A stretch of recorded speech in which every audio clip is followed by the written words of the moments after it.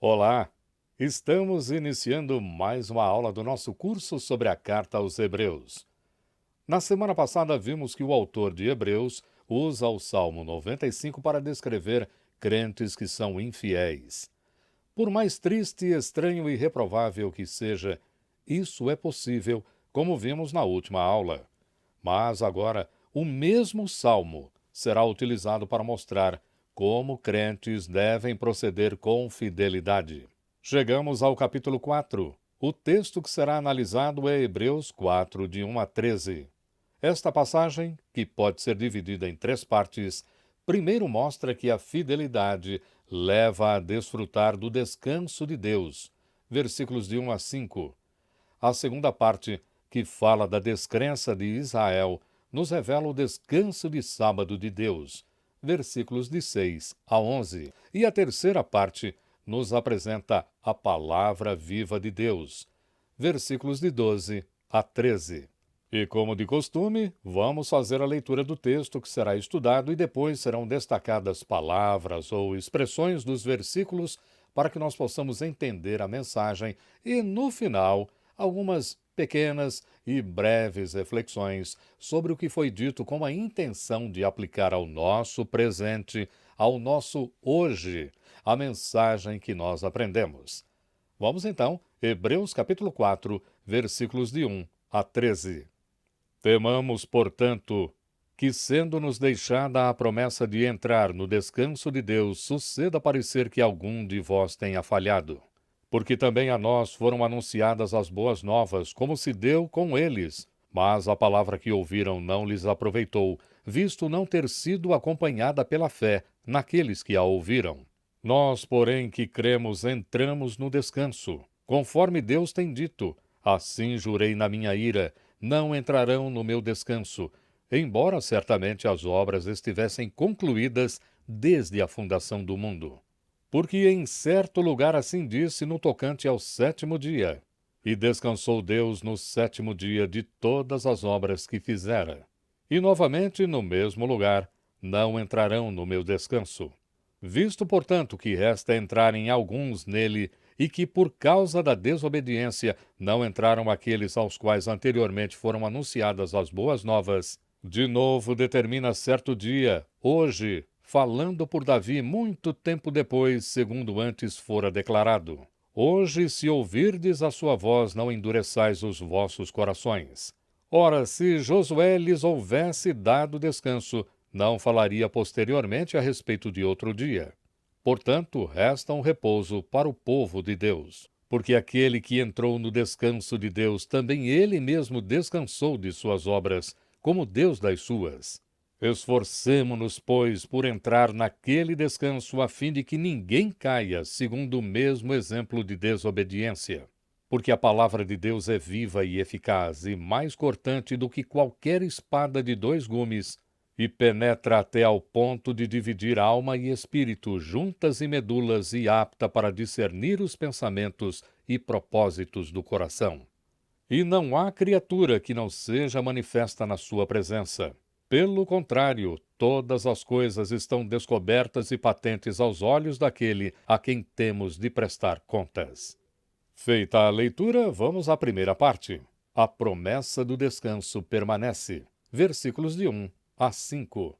No versículo 1, quero começar destacando a palavra temamos. Para entendermos o argumento neste ponto da carta, precisamos ver que o autor assume que o medo tem um lugar próprio na relação com Deus. Ele não explica algo que já é muito conhecido: o medo de Deus, algo muito comum no Antigo Testamento. O povo de Israel sabia muito bem o que isso significava. Medo aqui não é necessariamente o que se costuma chamar de temor respeitoso. Não. Isso, na verdade, é até um modo de amaciar o termo original e, mais ainda, é não levar em consideração a doutrina do medo a Deus ou do medo que se deve ter de Deus. Mas não se trata de um medo, e isso é muito importante, não se trata de um medo que afugenta, um medo que leva alguém a se afastar de Deus. Ao contrário, É o tipo de medo que reconhece em Deus não apenas poder, mas capacidade de tomar decisões, se forem necessárias, para responder ao mal. Deus sempre responderá quando sua santidade for ofendida. Mas não é só. Deus, porque ama tanto os seus, não poupará esforços para que eles não se envolvam em ações que levem à sua própria destruição. Exemplo disso que foi dito é o que lemos aqui mesmo na carta aos Hebreus, capítulo 10, versículo 31, algo que será explicado em mais detalhes. Mas lá nós lemos o seguinte: horrível coisa é cair nas mãos do Deus vivo, ofensa à santidade de Deus e autodestruição. Estes são os motivos por que a descrença e a infidelidade trazem punição. A geração do deserto, como vimos, não entrou no descanso de Deus, porque ele assim jurou, devido ao quê? À infidelidade daquele povo, conforme vimos em Números, capítulo 14. Aqui, nesse texto de Hebreus, o temamos significa que temos de fazer tudo para que não haja entre nós, ou seja, a comunidade do Filho, alguém que só pareça ter ficado para trás. E quem é esse? É aquele que não recebe bem a palavra de Deus, aquele que é desencorajado, aquele que está dando sinais de desistência por frieza espiritual, está querendo voltar para o Egito espiritual, aquele que já começa a parecer infiel. Veja que a gente está fazendo aqui uma comparação com aquela geração do deserto, aquela geração que saiu do deserto liderada por Moisés. Devemos nos preocupar com todos. Sim, é verdade que a palavra de Deus ela vem a cada um e a responsabilidade, sim, é pessoal. Mas nós temos o dever de encorajar uns aos outros, procurando fazer de tudo ao nosso alcance para que não haja quem queira desistir ao mostrar infidelidade ao Senhor e à sua palavra. E quem é chamado a desempenhar essa tarefa? Quem é que é chamado a encorajar outras pessoas? Líderes religiosos? Pregadores? Teólogos? Professores? Não só esses, mas todos são chamados a essa responsabilidade. Todos aqueles que fazem parte da comunidade do Espírito de Deus, são chamados a essa responsabilidade. A exortação, que começa lá no capítulo 3, versículo 12, permita-me, vou ler mais uma vez. Tende cuidado, irmãos, jamais aconteça haver em qualquer de vós perverso coração de incredulidade que vos afaste do Deus vivo. Muito bem, essa exortação aqui, ela continua, só que ela muda a pessoa. O que é que eu quero dizer com isso? Antes, estava aqui na segunda pessoa do plural. Ele estava dizendo, tende cuidado vocês, ok? Agora é a primeira pessoa do plural, capítulo 4, versículo 1, temamos. Observe que ao usar o verbo no plural e na primeira pessoa, o autor da carta se inclui, já que o tempo de temamos é o tempo presente e, ao mesmo tempo, na primeira pessoa, está no plural. Então, ele é inclusivo de quem fala também. Então, ele não está apenas falando às pessoas, ele está dizendo a ele e aos demais. Segunda palavra, ainda aqui no versículo 1, é descanso. Pode ser tanto um lugar como uma situação espiritual. Foi um lugar para a geração do deserto. Para eles, descanso significaria o quê? Segurança dos inimigos, paz, alívio da jornada e tranquilidade daquela longa caminhada pelo deserto, aquela viagem, 40 anos. Mas descanso não é só isso. Descanso é também uma situação espiritual e ela diz respeito à vida vivida por Deus, a vida de Deus, melhor assim. Então, quer dizer, partilhar da vida de Deus é o descanso que ele promete aos seus. Agora, o versículo 2. Quero destacar aqui a expressão anunciadas as boas novas. Por que o autor diz isso? Ou o que ele quer dizer com essa expressão? Qual o significado disso aqui? Esta expressão é citada aqui porque ela inclui a promessa de que o fiel entrará no descanso de Deus. Essa é a boa notícia. Nossa base para falar assim é que exatamente isso é o que foi dito à geração lá do deserto, com relação a entrar na terra, como também às gerações depois deste evento. Por meio de quem? Por meio de Davi, muito tempo depois, séculos depois, onde? No Salmo 95. Olha, o Salmo está de volta. Só que agora, os primeiros, você deve entender que aqueles primeiros que ouviram essas boas notícias, eles não souberam desfrutar desta palavra, uma palavra que é cheia de vida.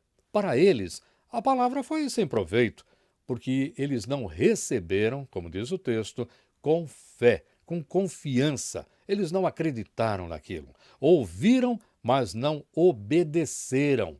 Não confiaram no Senhor que deu a palavra. Por isso, ou seja, por serem infiéis, eles não entraram no repouso do Senhor, como vemos ali no último versículo do capítulo 3. Quero destacar agora aqui os versículos de 3 a 5.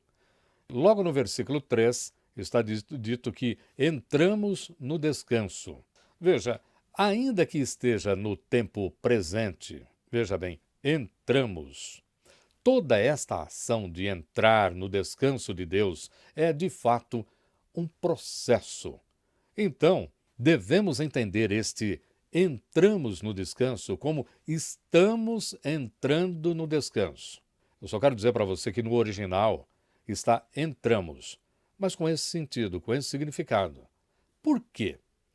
Porque o que justifica isso que foi dito aqui, que nós estamos entrando no descanso, no sentido de processo? A verdade é que entrar no descanso de Deus é algo que não se acaba aqui, mas que se completa na eternidade. Não é nessa nossa dimensão, mas na eternidade. E o que é a eternidade? Eternidade é a vida de Deus plena. Eternidade não diz respeito somente a tempo. Lamentavelmente, muita gente pensa que eternidade é só tempo. Não é. Eternidade tem a ver com vida de qualidade. Vida de qualidade. Não é qualidade de vida, não. É o contrário. É vida de qualidade. Agora, dura muito, porque a qualidade é a melhor possível. Não acaba nunca, porque a qualidade é total. Por isso, muitas pessoas confundem eternidade com tempo. Então, eternidade tem mais a ver com a vida de Deus, a vida que Ele concede a nós. É um outro modo do autor de Hebreus falar aqui sobre a vida de Deus. Hoje, nós vivemos e desfrutamos da extraordinária promessa da presença maravilhosa de Deus. E temos essa presença. Por quê? Porque temos crido, como ele escreve aqui no versículo 3. Mas só usufruímos, ou seja, só dispomos dessa presença de um modo ainda incompleto. Ainda será maior, mas será total. Um ponto importante nessa doutrina é que o descanso de Deus não faz parte de suas obras da criação. Não. Mas é algo que ele desfruta desde a conclusão das suas obras, como vemos lá em Gênesis, capítulo 2, versículo 2. E havendo Deus terminado no 7º dia a sua obra que fizera, descansou nesse dia de toda a sua obra que tinha feito. Uma imagem que exemplifica nossa situação muito bem é a da geração bíblica do deserto lá nos dias de Moisés, como já foi dito. Estamos na mesma situação da geração do deserto. Chegamos aqui na beira, na soleira, na beirada da porta. Aqueles que estavam às portas de entrar no descanso e desistiram por falta de fé, por não acreditarem que Deus seria fiel e cuidaria deles. E é por isso que nós lemos lá no Salmo 95, versículo 11, o mesmo texto que Hebreus nos apresenta aqui no capítulo 4. Por isso jurei na minha ira, não entrarão no meu descanso. Então, como devemos reagir? Vamos à segunda parte descanso de sábado de Deus, versículos de 6 a 11. Aqui, no versículo 6, o autor repete a promessa sobre o descanso, na parte A do versículo, e a advertência sobre a geração infiel do deserto, na parte B do versículo 6. Você pode conferir ainda a mesma estrutura no versículo 18 do capítulo 3. Eles não entraram no repouso, ou seja, no descanso, porque Deus não quis, mas porque foram desobedientes. Versículo 7. Esse versículo é muito importante. Muito importante para esta aula. Veja a palavra agora que é destacada aqui. Hoje. É sempre bom lembrar que o pecado não é maior do que a graça de Deus. Se há pecado, então o que se deve fazer é buscar o perdão de Deus pelo arrependimento. E quando se deve haver arrependimento? O quanto antes, agora mesmo. O tempo é o hoje. Enquanto estamos no hoje, nada de desobediência que gere infidelidade. Mas caso essa desgraça aconteça, corramos em direção da graça do perdão ao demonstrarmos arrependimento. Hoje é o dia para arrependimento, fé e perseverança na esperança do descanso futuro com base no que já é desfrutado agora. Mas tem de ser agora, porque não vai durar para sempre. O capítulo 3, versículo 13 já falou sobre isso quando citou a palavra hoje. Mas no 10, versículo 25, na segunda parte, fica mais claro. Façamos admoestações e tanto mais quanto vedes que o dia se aproxima. Hoje é o mesmo que agora, porque tem um sentido de oportunidade que não dura. O hoje não aproveitado logo se transforma em passado. Versículo 8. A palavra aqui é um nome próprio, Josué. Em grego, Josué é Jesus. Isso mesmo, Jesus. Pode ser traduzido como Josué ou Jesus, que significa o Senhor salva. Aqui é feita mais uma comparação com Jesus. Quem foi Josué? Moisés liderou o povo numa jornada de 40 anos no deserto, mas morreu antes de chegar ao destino. A partir daí, Josué foi quem conduziu aquela multidão para a entrada na terra prometida. A grande comparação com Jesus é pelo fato de Josué ter sido grandemente usado por Deus para trazer salvação a Israel dos povos inimigos. Vejamos agora os versículos 9 e 10. A palavra em destaque é repouso. Em algumas traduções você encontra sábado no lugar de repouso, mas é a mesma coisa. Repouso ou sábado aqui não se trata de uma simples parada de atividades, como querem alguns. Não pode fazer nada. Assim foi imaginado também nos judeus da antiguidade, muitos, principalmente entre eles, aquele grupo conhecido como os fariseus. Eles simplesmente não faziam nada. Mas o sábado não era isso. O sábado não foi instituído apenas para se ficar em casa, parados, sem atividades. Mas o sábado foi instituído para ser uma adoração festiva. É isso que lemos lá naquele capítulo muito conhecido do livro de Êxodo, capítulo 20, no versículo 8, entre os 10 mandamentos, está escrito: lembra-te do dia de sábado para o santificar. Isso vai ficar mais claro quando você vê nesse mesmo livro de Êxodo, capítulo 5, versículo 1. Veja só o que Deus manda Moisés fazer. Depois foram Moisés e Arão e disseram a Faraó: assim diz o Senhor, Deus de Israel: deixa ir o meu povo para que me celebre uma festa no deserto. Esta era a finalidade do sábado, um culto a Deus. Agora eu quero destacar a expressão povo de Deus. O autor de Hebreus identifica seus leitores como povo de Deus. Essa expressão é extremamente rara. No Novo Testamento, ela só ocorre em 1 Pedro, capítulo 2, versículos 9 e 10. Vou deixar aqui a referência para você procurar.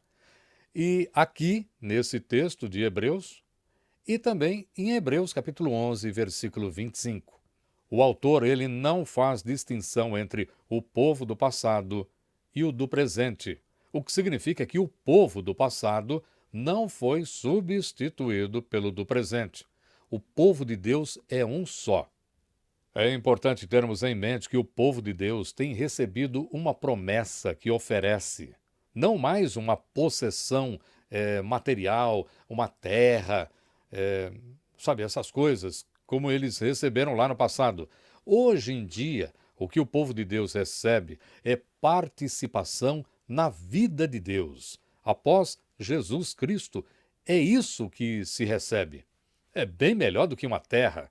É muito melhor do que ter lotes à sua disposição.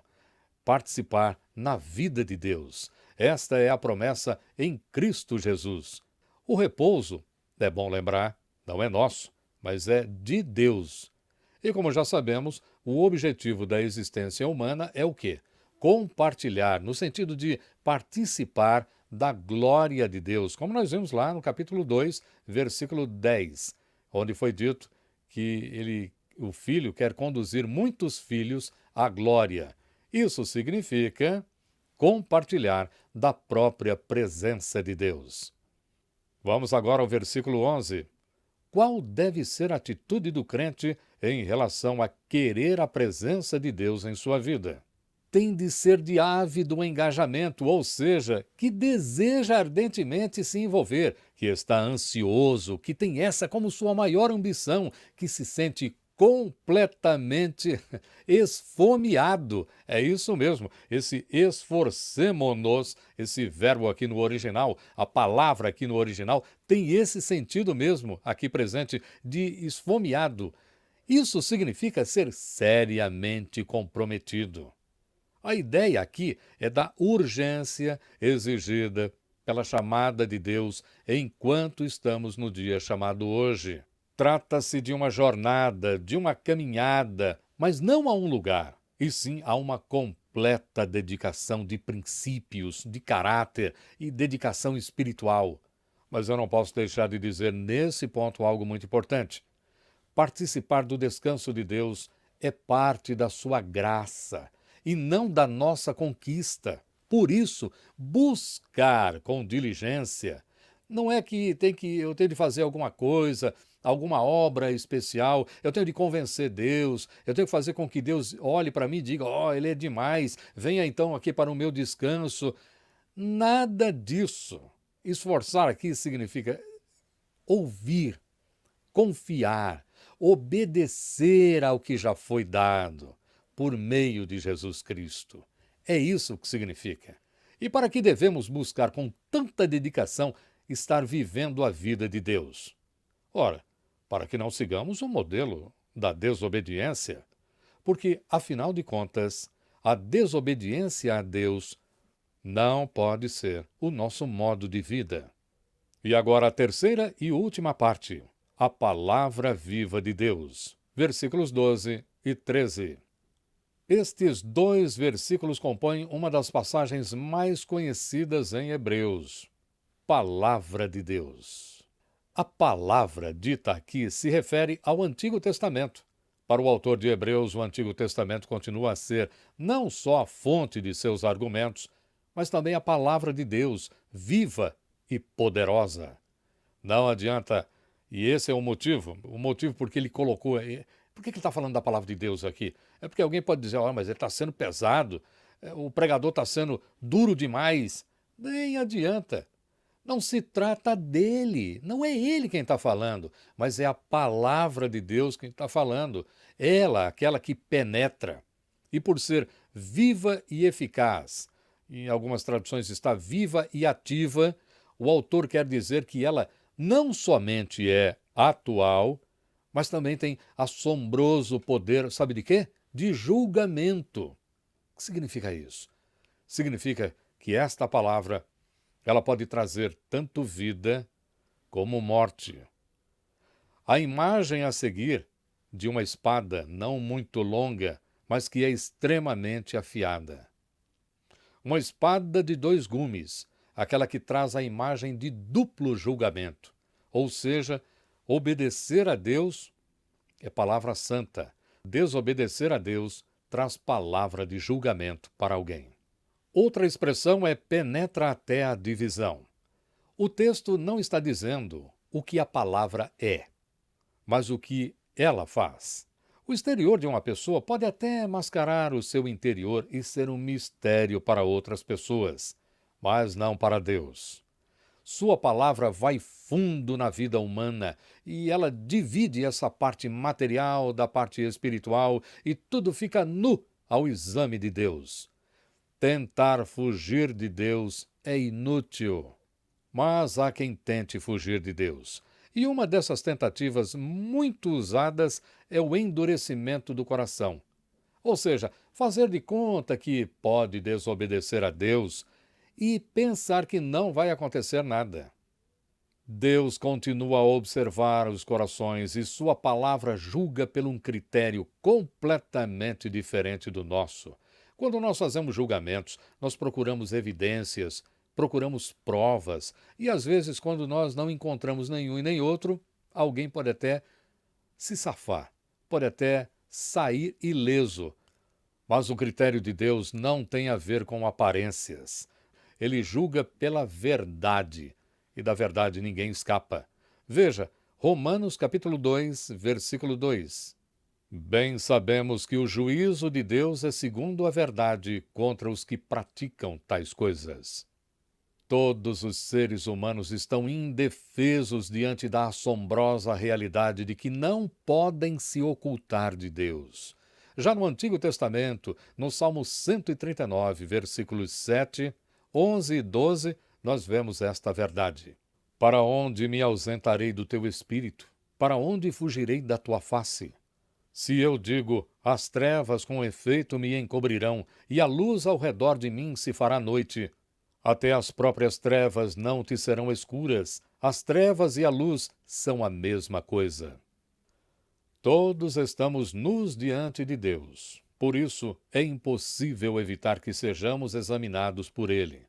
É a Ele que devemos prestar contas. Cada um de nós. Vamos pensar um pouco sobre o que foi dito aqui. Diante do exposto nesta passagem com que nos ocupamos hoje, com o que devemos nos preocupar quando somos julgados? Com a sociedade em que vivemos? Com seus padrões e valores? Ou com Deus, que julga segundo sua palavra? Sabemos que a sociedade espera de nós que hajamos segundo seus critérios, que nos envergonhemos de nossas crenças e abandonemos a Jesus e sua casa. Como temos visto aqui na carta aos Hebreus, existe até desonra por buscar a Deus e seu modo de vida. Mas, por pior que seja a desonra que possamos passar nesse mundo, devemos sempre nos lembrar que não há maior honra do que participar do momento particular de Deus, ao qual Ele nos convida. Rejeitar esse descanso, não levar em consideração o convite de Deus para desfrutar da celebração que se faz a Ele, participando da vida dEle, quando se está ali com Ele, é colocar-se debaixo de um julgamento sem comparação. A prova disso é simplesmente a palavra de Deus que continua viva. Entrar no descanso de Deus, ou seja, viver a vida de Deus, é algo que todo aquele que crê no Senhor, todo ser humano que diz crer e obedecer ao Deus único e verdadeiro, deve buscar sempre. Não só por causa do julgamento e da prestação de conta, não, mas por causa do amor que se deve demonstrar a Deus por quem Ele é, aquele que nos convida a viver em seu descanso. E o que é esse descanso? É a sua própria intimidade. Ponto final. Até aqui vimos sobre fidelidade. Na próxima aula continua o grande tema iniciado lá no capítulo 2, versículo 17, onde diz que Jesus é nosso sumo sacerdote. O autor vai exortar, então, a partir da próxima aula, o povo a que se aproxime do trono da graça no qual está Jesus Cristo. Por quê? Porque ele é misericordioso. Sim, a partir da próxima aula, nós começaremos a falar de misericórdia e não mais de fidelidade. E se você gostou desta aula, dê um like para que o sistema encaminhe para outras pessoas. E se você ainda não se inscreveu no canal, não se esqueça também de acionar o sininho para que você receba o aviso sempre que houver uma nova lição. Tudo de bom, Deus te abençoe e até nosso próximo encontro.